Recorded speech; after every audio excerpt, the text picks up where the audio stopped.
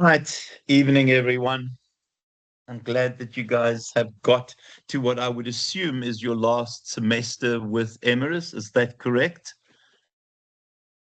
Can you finish this semester? Who finishes this semester?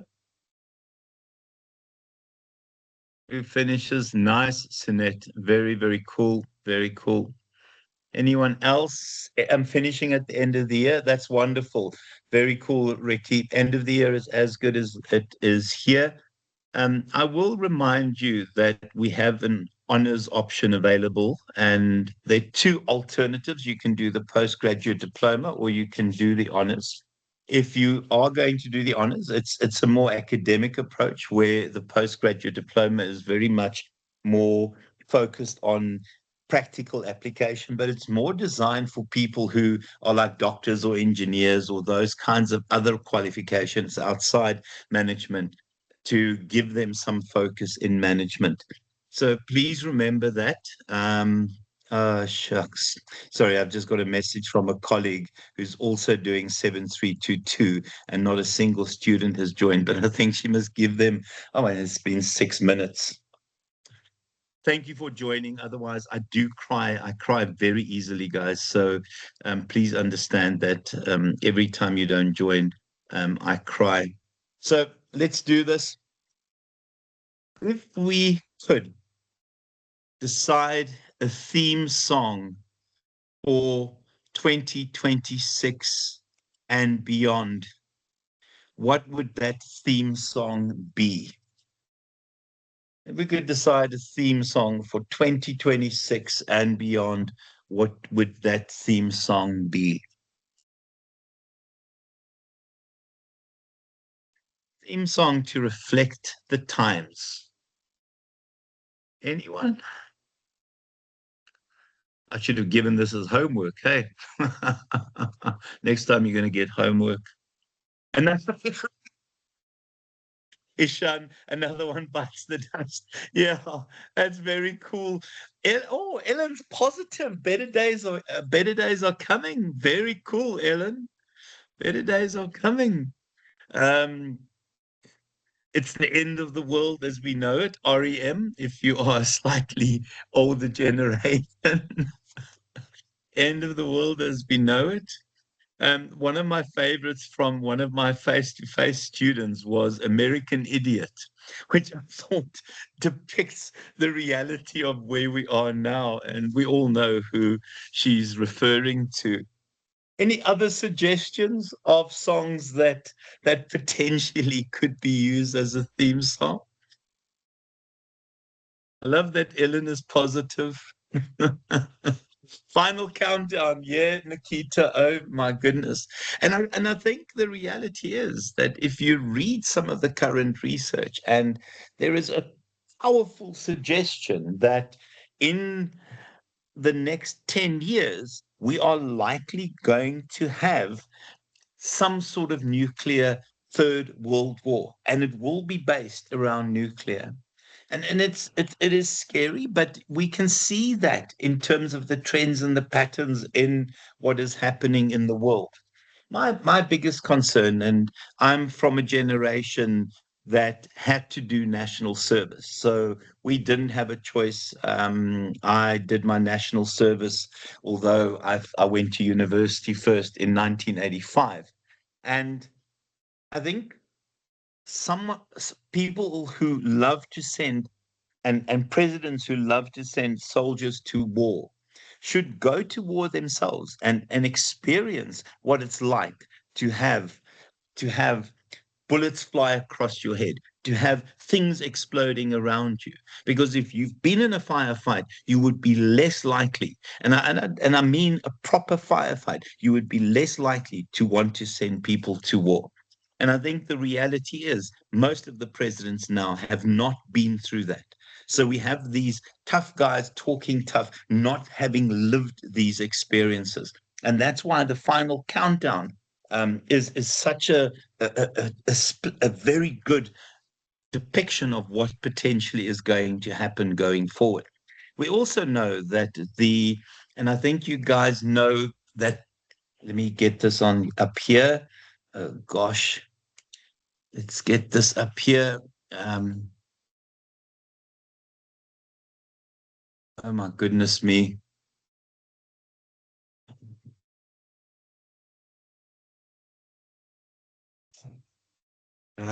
Sorry, I can't now remember, so I'm going to cheat.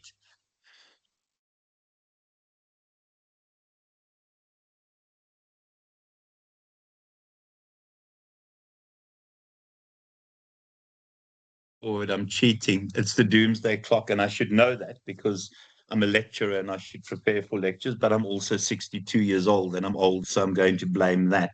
I don't know if anyone has seen the doomsday clock. It is the closest to the end that it's ever been. This is a site that is well worth looking at. You have a glance at this, where we're at. This is the closest it's ever been to what could spell the end of the world. We are 85 seconds to midnight. I don't know if anyone had seen the news on this. I don't know if anyone had seen the news on this. So if we add that, plus if we add the fact that our mega trends at the moment, have you guys done studies on mega trends before? Who was with me? And no, you wouldn't have been with me for 7321. You would have been with Kim. Hey, I think it's Kim, or is it someone else? If if we look, and I want the economics one, economist. Okay. Yeah, so Kim and I work very, very closely together. Let me just quickly get this. I hope this is the one that I'm looking for. We look at some of the mega trends at the moment, guys. We know that the kinds of things that we have to worry about would be tariffs this year. It's not the site that I want to see. Mega trends 2026. My goodness me. Where is it?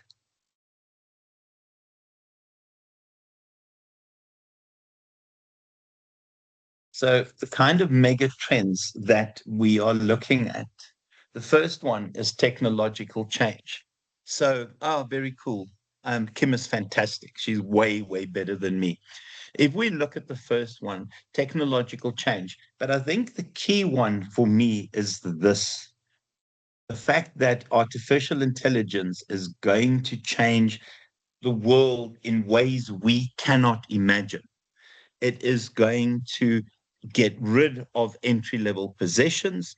But again, those positions that disappear will create opportunities for new positions. If you look at jobs that didn't exist 10 years ago, there are lots of those new positions that were created.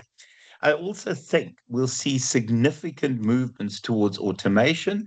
And in particular, we see evidence of that in that Tesla, that used to manufacture cars, will now to manufacture robots. So they are dropping some of their models.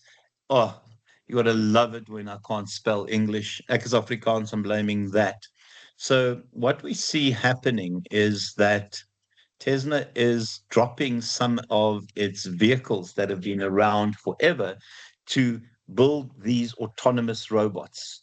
The applications for these are significant. So we are definitely in a changing world. And we have to understand that it's within a world where there's the potential of war, where we have the potential of tariffs, where we have all these technological changes, that we have to do business. And that's what this course is about: how to survive, how to prepare, how to position yourself, how to become light on your feet to in order to survive what the reality is at the moment. Can I just see, has anyone seen stuff on the doomsday clock before? I agree. AI is significant. AI is absolutely significant. And please remember, AI is not just Chat GPT or Grok. although I can't imagine anyone uses Grok or Gemini. It's a lot more. My oldest son is he's 29 and he's a director in a global AI firm.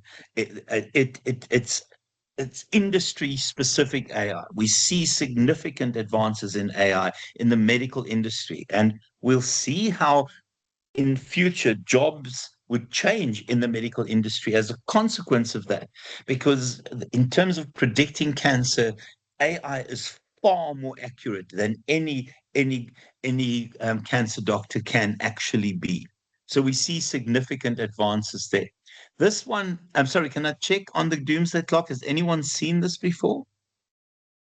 Okay, I'm assuming people haven't.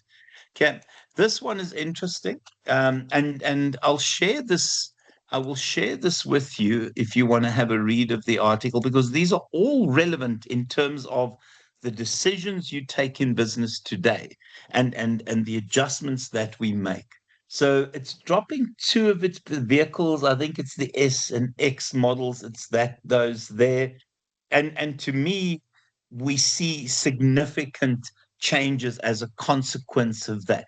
And there are lots of reasons why Musk had to drop those models, simply because BYD and the subsidy that BYD receives from the Chinese government has made it the brand to beat at the moment. Oh, come on.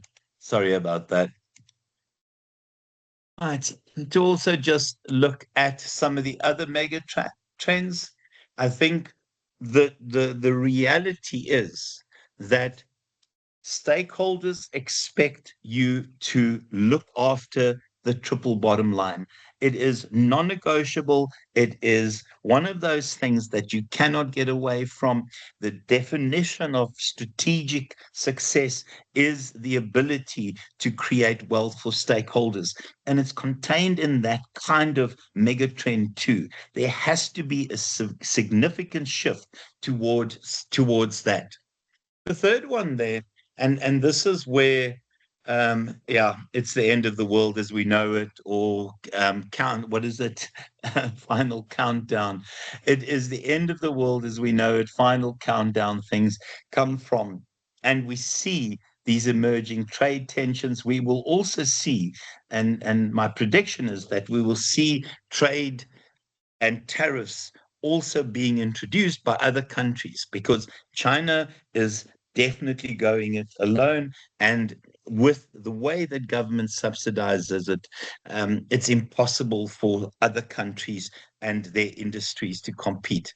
We already see in South Africa where there is consideration of a 50% tariff on Chinese vehicles. I think it is the auto industry that had tried to lobby with government to do this, and the suggestion is that the only way that the likes of Suzuki and Volkswagen and Toyota and Mercedes and the other luxurious brands would survive is if they get assistance from government. Therefore, there is this suggestion of a 50% tariff against Chinese brands and Chinese vehicles. Can I just see, does anyone here drive a Chinese vehicle?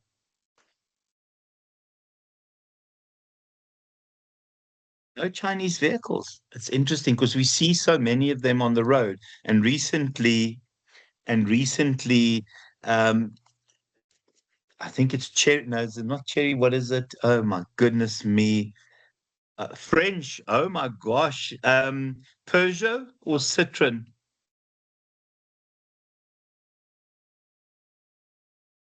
been overtaken by, is it, oh my gosh, Jet Tour or one of those. Oh, you had to prove me wrong, didn't you, Sunette? Minus 25% in the first assignment. Oh my word. Yeah. So I had a 75% chance of getting it wrong. But we see how specifically, because I think there's another French brand in a French brand in there, how a Chinese brand has overtaken Volkswagen for the third position in terms of sales. And then, yeah, also demographic changes. We see significant changes from an aging population, where in a lot of countries we have aging populations, and that takes a lot of social costs, pension costs, and those governments have to find ways of supporting those individuals. So these trends are important because it gives us an outline and a guide of what we have to consider when we take business decisions. Right, let's do this. So here are the objectives. Please remember my slides are comprehensive. Oh gosh, I didn't share the textbook with you guys, did I? Have I shared the textbook? I'll shove it on the WhatsApp group before I forget. You're not allowed to I'm not allowed to have a copy of it. It's illegal and all of that stuff. I'll have to edit this out later. Hold on.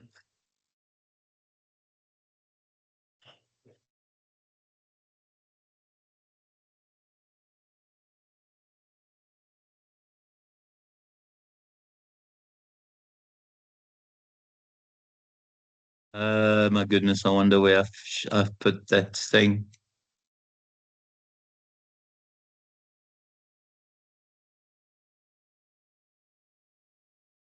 Let's see if I've got it under my other stuff.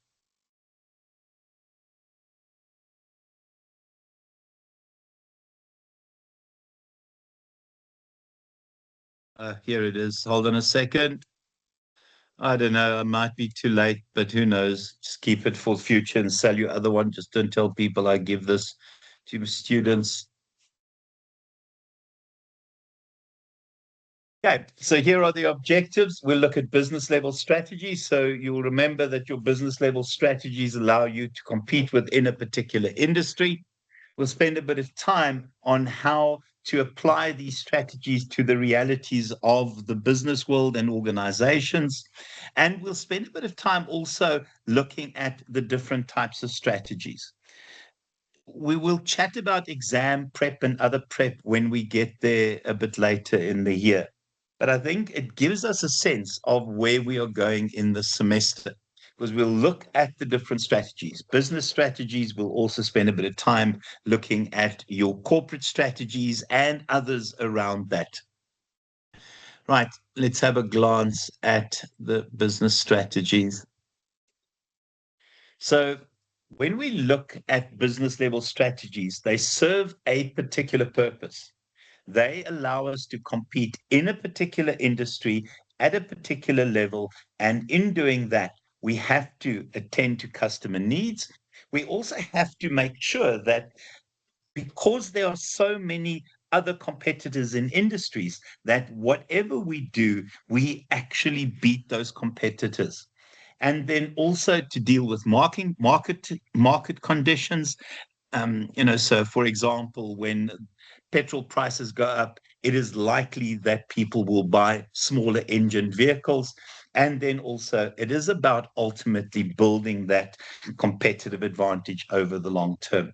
So the focus here is on how to beat those people from our competitors who get into the ring with us in terms of surviving and thriving.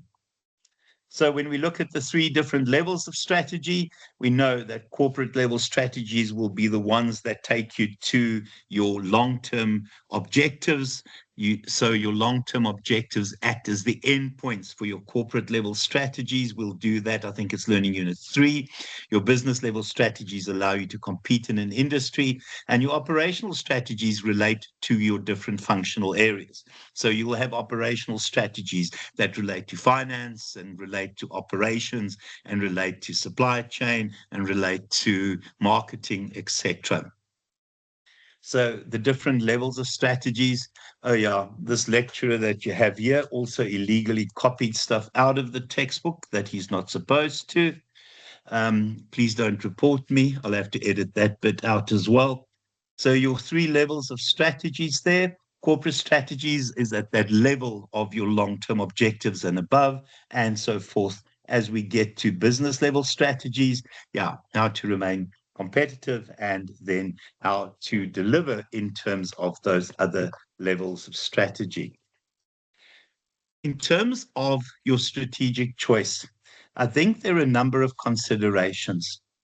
I think the first one, it ultimately takes its lead from your vision and your mission statement. So when we look at where these business level strategies will take their lead from, it starts with your vision. And I think everyone at this point understands that absolutely everything starts at your vision. You'll remember that you break that into your mission statement, that into your long-term objectives. And as I said, those then guide our business level strategies as well, along with other things. The second one, it is also looking at your industry. Every industry has a set of rules that will guide how you compete in that industry. We can talk about those as being your non-negotiables. They're called your critical success factors, or this textbook refers to them as your key success factors. This is the set of boxes that we have to tick in order to survive. They are the non-negotiables in a particular industry, and we'll talk about those non-negotiables when we get there. And then also your corporate strategies. Remember, your corporate strategies sit at a higher level. Therefore, what we do from a business level strategy has to ultimately contribute to corporate successes and corporate strategies. Right. So there are a number of things that will also add to how you approach your specific industry. I think the first one is available resources. Can anyone think of companies that have a lot of available resources to the point that they can actually set the standard in a particular industry? So many resources that they're an industry leader, so they can set the standard in an industry. Let me give a specific question. Who is the industry leader when it comes to groceries and food? Oh my gosh. Yeah, Sinet, to call that resources, I think that's a monopoly. Karen Beef, absolutely, Ishan, 100%. If we look at food items, who sets the standard there from a food item grocery perspective? Oh, absolutely, it's Checkers. Pick and Pay, not anymore. I see today Pick and Pay, my wife said, announced that their share price has dropped by 20%. So we can see that Pick and Pay, despite trying to make this comeback under Rosen, I can't remember what his first name is, that it's not succeeding. I think the reality is that the leader of the pack is always going to be Checkers there. Guys, and then skills of staff. I mean, when we think of skills of staff, it would be a Google type organization. Google sets the standard in terms of search engines because of their ability to attract competent staff. Then also these unique capabilities within organizations. If we look at the Chinese, their unique capability, any Chinese organization, is to build good quality at a really, really low price. And then experience. There's this thing called the experience curve. Has anyone come across the experience curve before?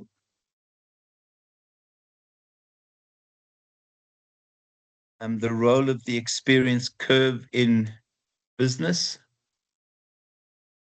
So to just say, guys, I take my art very, very seriously. So if you are going to poke fun at my art, I'm going to feel sad and I'm going to penalize you with 25%. I'm just joking about the 25%, guys. I'm like Oprah later. You'll hear me hand out 25%. You get 25%. I get 25%. Right. So the experience curve is how long it takes a particular organization to become competent in a particular industry. So it is essentially the period of time it takes, and we can put time there. You can see I can't even write with a mouse. And we look at how advanced and how competitive you can be in an industry. Really good organizations essentially accelerate their experience curve, reduce the time to get to that experience curve. A wonderful example of how experience curve works in the motor industry, we see that the Chinese have entered the motor industry, so they've not been there a very very long time. Okay, and we can already see how their curve is doing that. They're becoming very competent in the industry over a shorter period of time. The challenge they have is to even reduce that time anymore. If we look at the Korean vehicles, so Kia and Hyundai, anyone drive a Kia or a Hyundai? Any Kia, Hyundai drivers here? Ishan, very, very cool. What do you think of it? A Hyundai, good vehicle? Stunning. Well, that's wonderful to know. Hyundai and Kia took a very, very cool. Tucson's a very nice, Elaine, very nice vehicle that actually. It took Hyundai and the Korean brands a lot longer to start competing with the traditional brands, and some of the higher end vehicles in Hyundai and Kia compete with the best in the business, and I mean Mercedes, etc. Another brand that fits into that are the Indian brands. So Tata and Mahindra. This is what happens when you drink beer before class. Tata and Mahindra, but I think they've spent their time and they've taken a long time to get to where they are now. And that's what is against the Chinese. The Chinese vehicles are so fuel inefficient that a lot of buyers stay away from it. A lot of traditional buyers stay away from it. It's often new buyers that will default to the Chinese vehicles because, they don't look at the importance of fuel efficiency. But to just say it's not going to take the Chinese vehicles very long to get to the same level of competency as the other brands. They are accelerating that experience curve. It's the kind of thing, the more you do things and the longer you do things, the better you should be at it. And it's obviously learning from experience. It doesn't mean doing the same bloody thing every day and every year. That to me means if you've done the same thing for 10 years, you have 1 year experience. But certainly the focus is very, very much for the Chinese on accelerating that experience curve. And then their competitive advantage. So if you're Anglo-American, your competitive advantage sits with the fact that you sit on platinum mines. Yeah, and then market conditions and how strong your other competitors are. And that's why Eskom, because they're a monopoly, we have to use them whether you like it or not.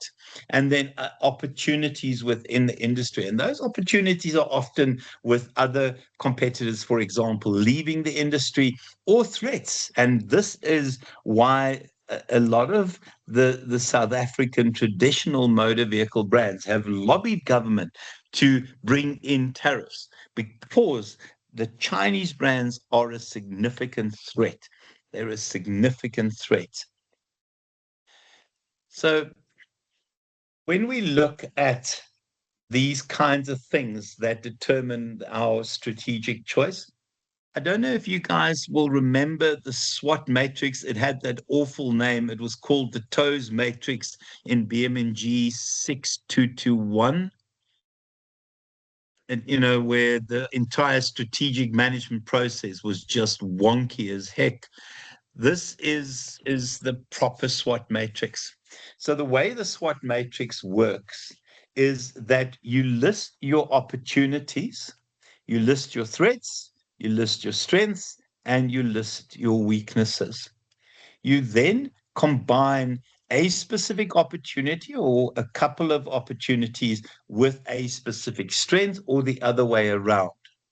Now, if you're an organization that has significant strengths, that has significant opportunities, you would have these kind of these really attack the competition strategic options, because you are living in what would be utopia.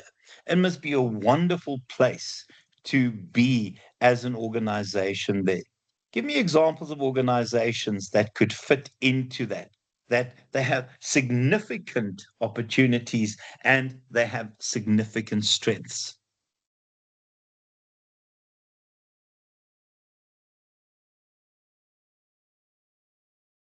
Significant opportunities and significant strengths.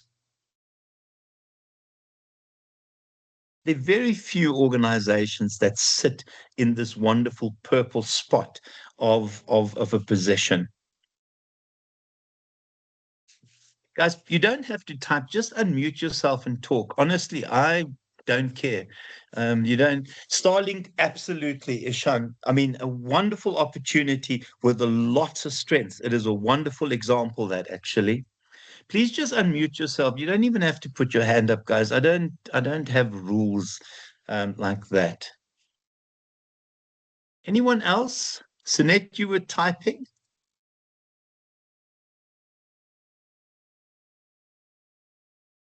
It's very difficult to find organizations like that.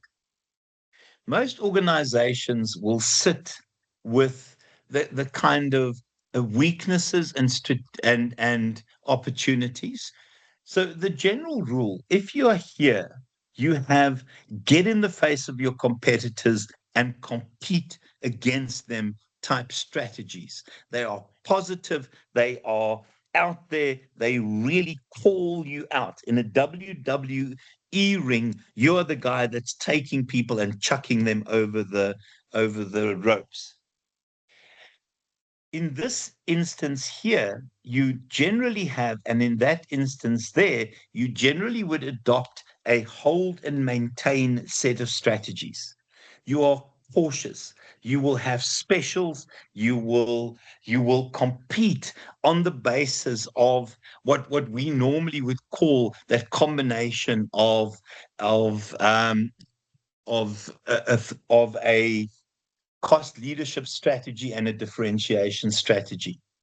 Here, you're in serious trouble. And here, you often are canceling some of your brands. Coca-Cola is a wonderful example, Sinette. Yeah, Coca-Cola is a really powerful example. So, Coca-Cola in the world, fantastic. In America, I think you guys know that Pepsi sells more than Coca-Cola, but in the Arab nations, you can't buy Coca-Cola. It has zero chance. There, it sits in that instance there. A lot of weaknesses and a lot of threats. So it depends on where you are in the world, but Coke is a very good example for South Africa.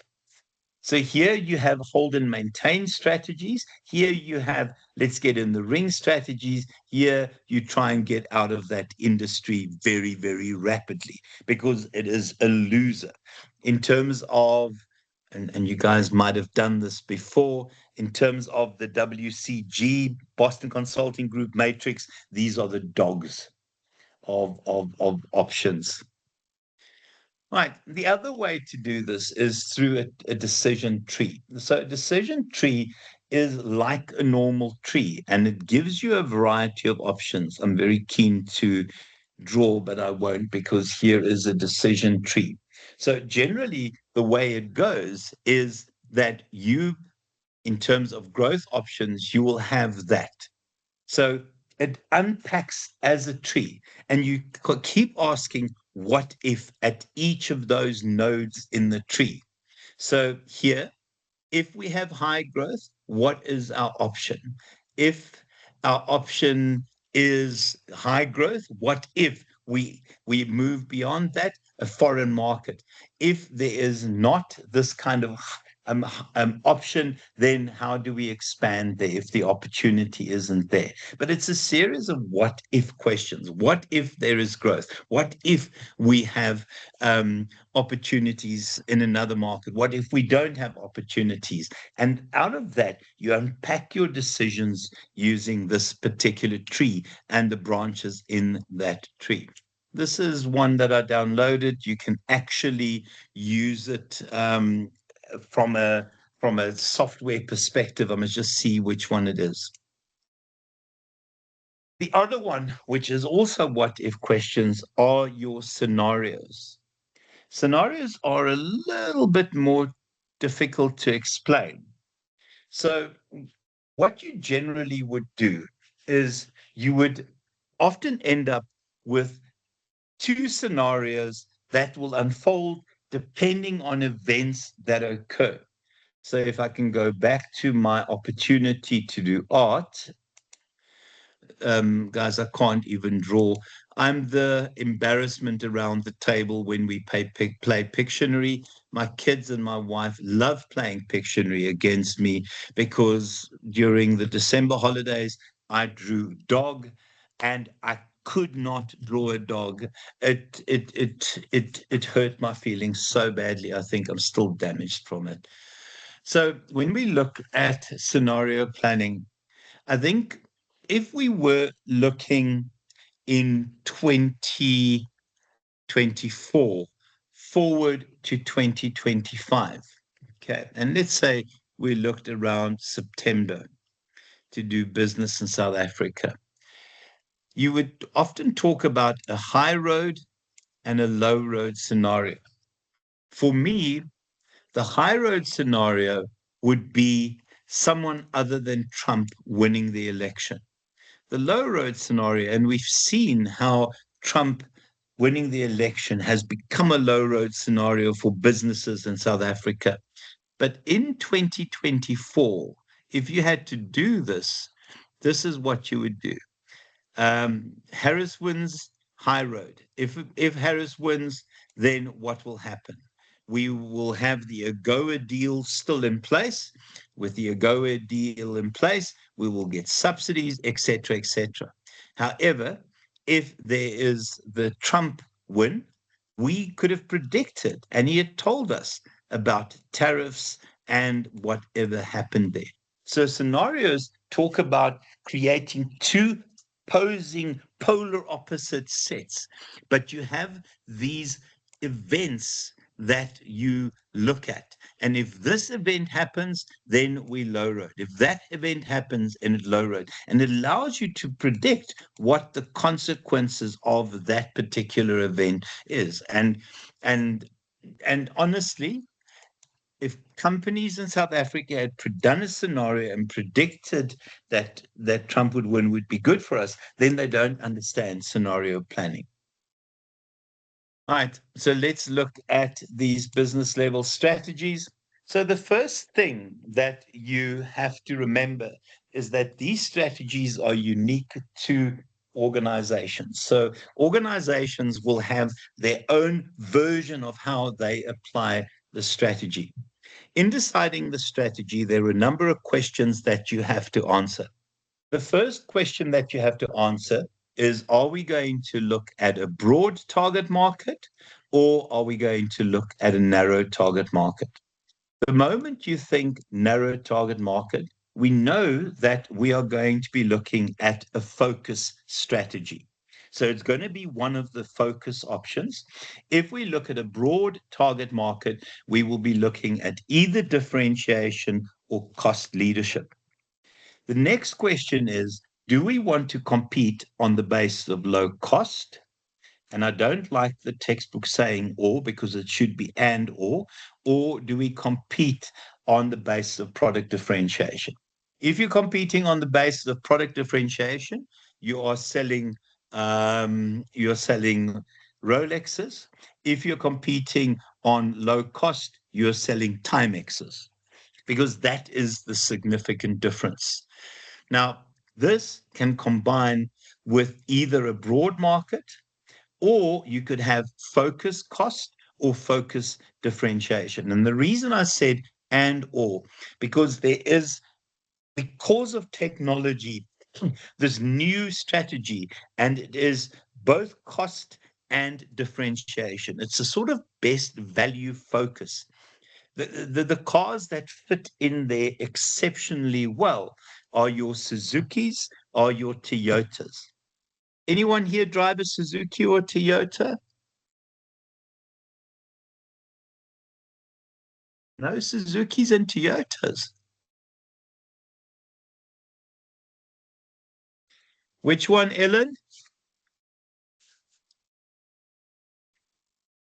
Just unmute yourself, Ellen.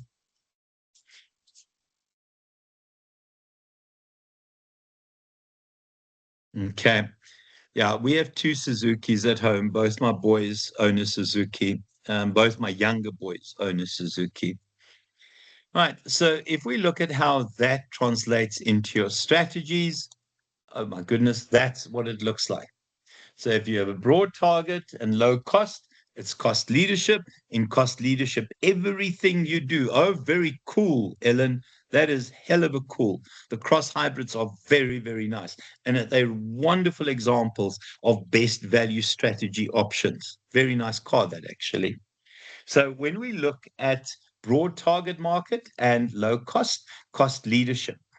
So cost leadership is about focusing on whatever you do, whenever you make an innovation, whenever you take a decision, whenever you allocate a resource, you are there to bring the cost of a particular item down. It is ShopRite in the ShopRite Checkers group is a wonderful example of that. Differentiation is about uniqueness. It is about stand out from the crowd. It is about competing on the basis of some level of exclusivity. Kind of BMW, Mercedes, Audi fit into that. Cost focus is about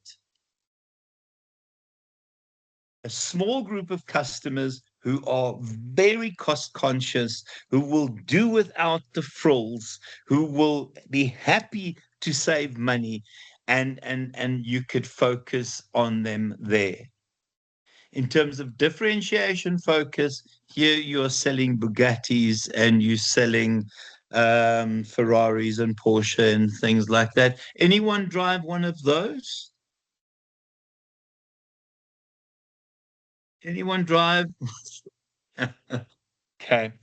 So we can also say in South Africa, definitely, unfortunately not, Elaine, but in South Africa, I think we can put Volvo into that there as well. Volvo is also now in differentiation focus, although we've seen some evidence of Volvo cutting the prices of their vehicles, which could ultimately start moving them into that combination there. So if we look at cars, what are the cost leadership cars in the country? Really good quality, good cost cars, not good quality, but good value for money cars. I keep saying that low cost vehicles, guys, but low cost vehicles that have a broader appeal. So when I think of that, oh gosh, who drives the Renault? Oh gosh, Sunette. No, who drives the Renault? Okay. Sorry if this is your Renault. Okay, Sunette. So for me, if you drive, come on, this Renault. Note, I say Renault, no, Renault, although, oh no, Kajars are very nice. Very, very nice, Sunette. Very, very nice vehicle. But if you drive this one, you're definitely focusing on a lower cost vehicle. It is also important to remember now, this is, I think it's still it's 178. I can't comment on that. I can't comment on that vehicle. It's not a vehicle that I would buy. But within each of the brands, you will also get low cost options as well as if you can, have some of the more exclusive items. Um, the Suzuki one that fits into that is oh gosh, no, can't remember what it's called.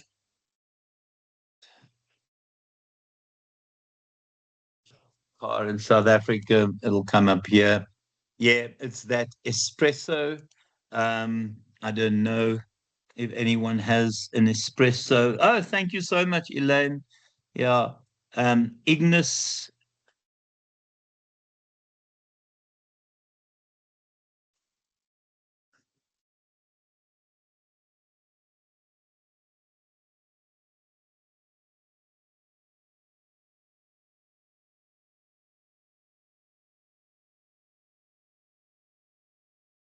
That's in the way. Sorry.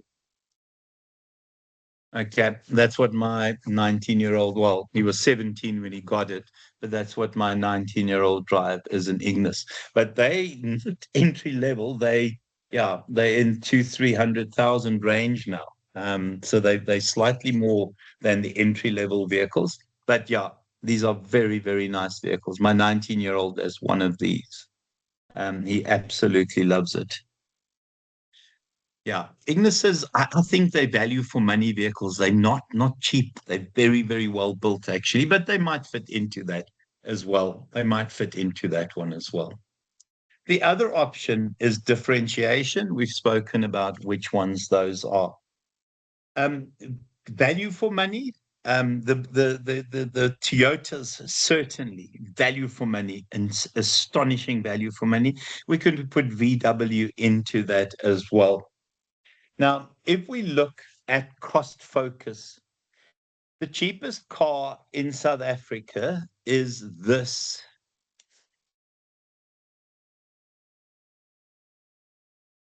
Is a Bajaj. Cute. Golly, yeah. I think this is the cheapest car in South Africa still. No, not that one, not that one. Where's the Bajaj? There's the Bajaj Cute. That to me is where we would see cost focus.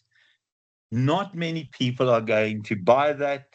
But certainly people will buy it. There might be people who buy it. It is a 216 cc 8 liter fuel tank, 9.9 kilowatt, and the Bolt cars in Joburg are Bajajes. Does anyone use Bolt? I've never used Bolt. It's an interesting question, that anyone use Bolt? Because that would be the low cost option in terms of those kind of share rides as well. Bolt cars, yeah. I, I live 5 minutes away from Emirates Maritzburg. I I take a lot of time to get my car out of the garage and back into the garage every day. And today I couldn't find parking because people parked on the line, and the stupid thing is too big. Um, I wouldn't mind getting that for free and driving to work and back. I don't know what I'm saying. Do I? Imagine pitching up at Varsity College. People will send a hat around to collect money for me. Maybe that's not a good comment. Anyone here not have a car? Anyone not have a car? If you guys want to put a hat around to buy me a Bajaj, I'm pretty sure I'll take it. One way of getting a pass here, buy me a Bajaj. Okay. I suppose if you don't have a vehicle, um,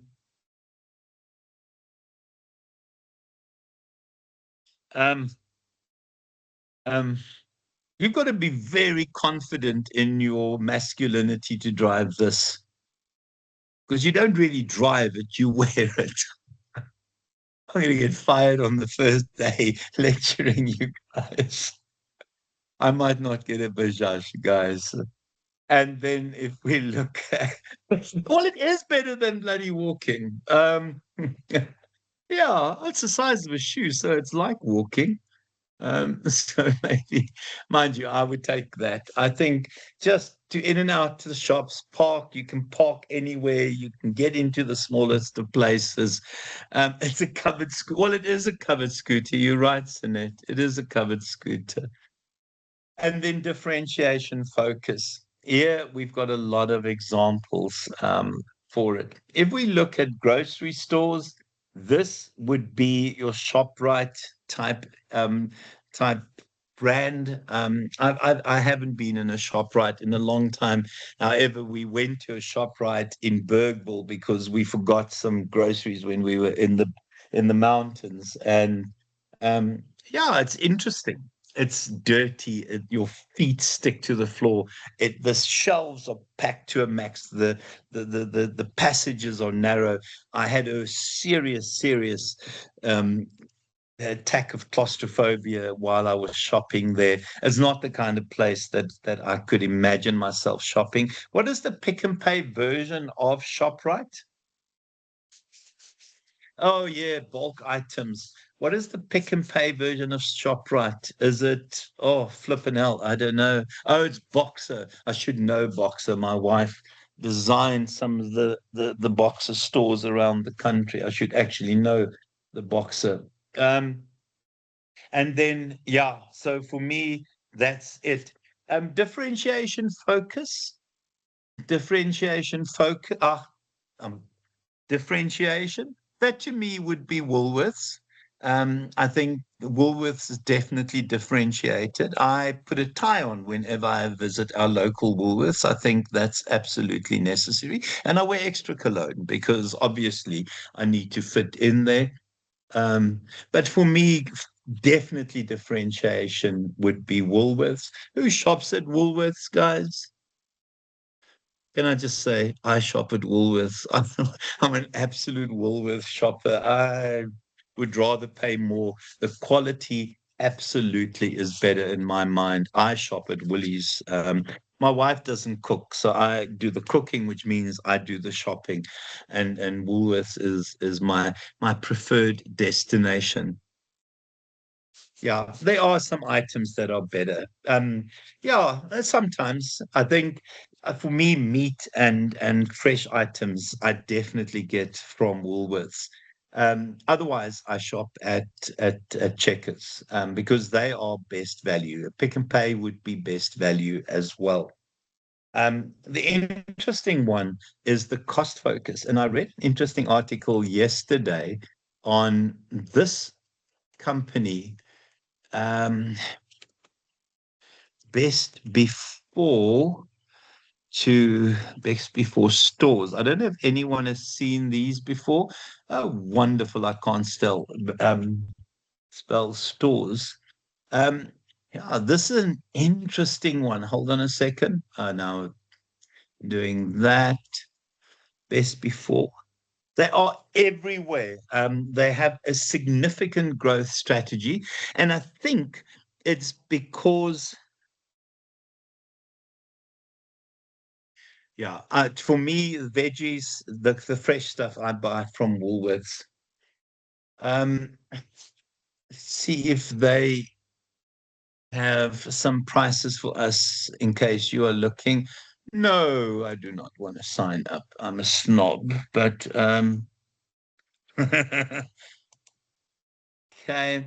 Yeah, so there are some examples of their prices. But I think it's about the sell by date, isn't it? And it's items that are close to its sell by date. Is that the concept here?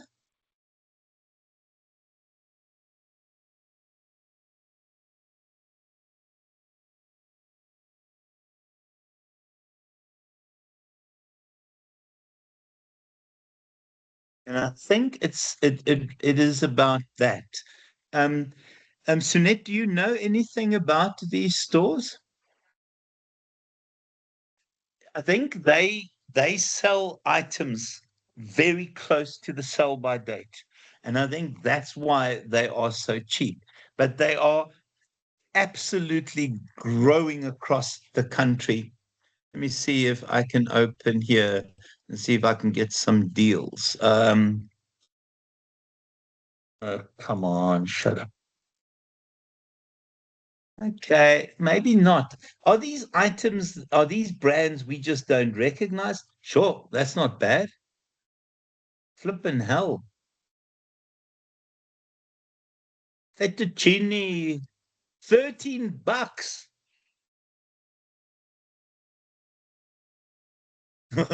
I'm not sticking wild roll under my arm, sorry. What the hell is multiplying?